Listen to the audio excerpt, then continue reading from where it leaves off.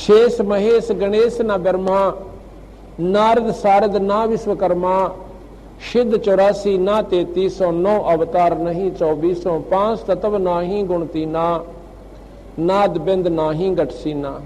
ये चित्रगुप्त ना कीर्तनम बाजी, धर्म राय ना पंडित काजी, धू धू कार अनंत युग बीते, जादन कागज कौ के नचीते। अब ये बात जब बताई कि यहां पर कुछ भी नहीं था, ना ब्रह्मा ना विष्णु ना शिव ना ये पृथ्वी ना पानी ना 5 तत्व ना 3 गुण, तो महाराज कहें कि वे उस समय बताओ तुम कहां थे? तो बोले जी फिर आप कहां थे? धर्मदास बोला जा दिन थे हम तख्त खवासा, जा दिन थे हम तख्त खवासा, तन के पाजी सेवक दासा, सांख योगन पर लो परवाना। यहां पर शंखों योग से परलय थी और सतपुरुष के हम संग रहाना। हम तो भाई सतपुरुष के पास रहते थे। दास गरीब कबीर का चेहरा, सतलोक मरामरापुर डेरा। अमरपुर वो लोक, वो स्थान जो नष्ट नहीं होता, उसको अमर लोक कहते हैं, उसको अमरपुर कहते हैं, वो सतलोक कहलाता है।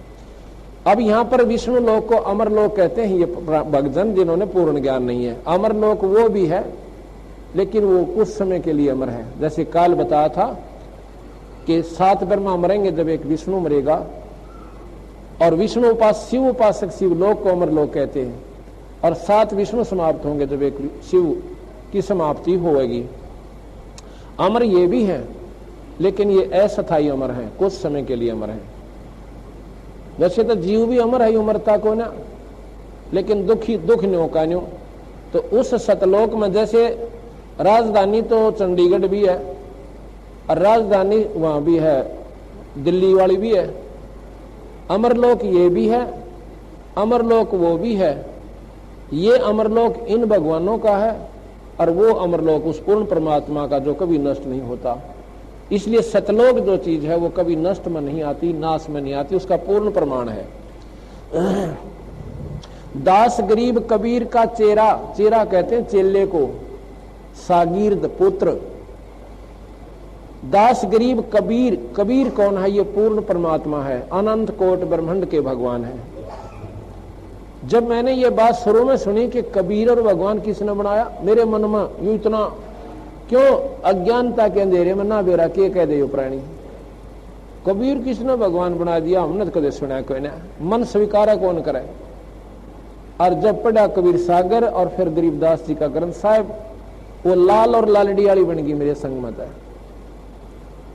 अपने आप परख होगी, आप भी देख लेना, पर जो रुचि कर सुनेंगे और अपने मन में संशय उत्पन्न ना करेंगे तो आपको ये जगह बनाओगी, स्थान, ये बात कि बिल्कुल ज्यों की त्यों है, इसमें कोई फर्क नहीं है।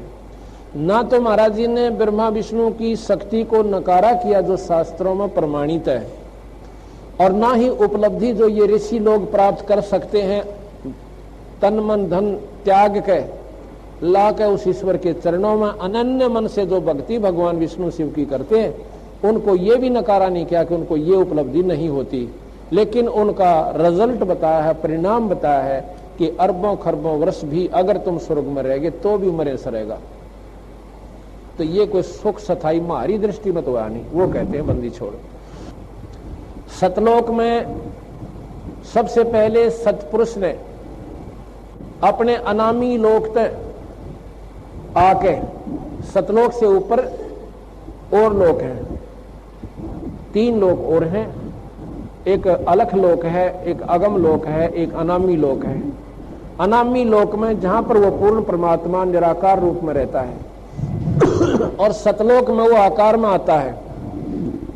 जैसे निरंजन अपने लोक में, वही नकल निरंजन ने की, अपने निरंजन लोक में आकार में है, और मृत मंडल में यहां निराकार शक्ति उसकी काम करती है, उसने उल्ट कर रखा है। तो सतलोक में आके सतपुरुष ने एक कमल के फूल पर, कमल का फूल बिना पानी के वैसे अपनी शक्ति से ऐसे बनाया, उसके ऊपर सफेद कमल के फूल पर स्वयं सतपुरुष आकार में आ गया। उनकी इतनी चमक है कि एक रूम में इतनी चमक निकलती है जैसे करोड़ों सूर्य और करोड़ों चांद मिला दे। और दोनों की रोशनी मिलकर जो चमक देवा पर गर्मी ना हो, इतनी झलक उस बंदी छोड़ भगवान सतपुरुष के एक रूम में तो निकल रही है।